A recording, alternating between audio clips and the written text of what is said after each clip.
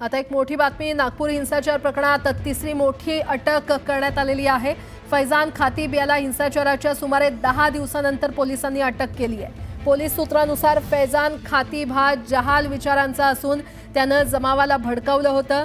फैजान खातीबसह आणखी एक आरोपी शहबाज काझी यालाही पोलिसांनी अटक केली आहे। नागपूर हिंसाचार प्रकरणात पोलिसांकडून आरोपींचं अटक सत्र अजूनही सुरू आहे।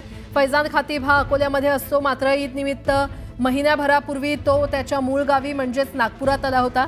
17 मार्चला नागपूरला झालेल्या हिंसाचाराचे सीसीटीव्ही फुटेज आणि व्हिडिओ फुटेजच्या माध्यमातून खातीबला पोलिसांनी अटक केली आहे। नागपूर हिंसाचाराचा कथित सूत्रधार फहीम खान आणि मायनॉरिटी डेमोक्रॅटिक पक्षाचा अध्यक्ष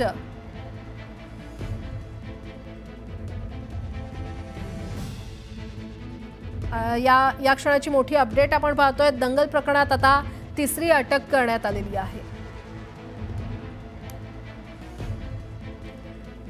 यासोबतच इतरही काही महत्त्वाच्या बातम्या आपण पाहणार आहोत। तुर्तास एक छोटासा ब्रेक, पाहत रहा न्यूज 18 लोकमत।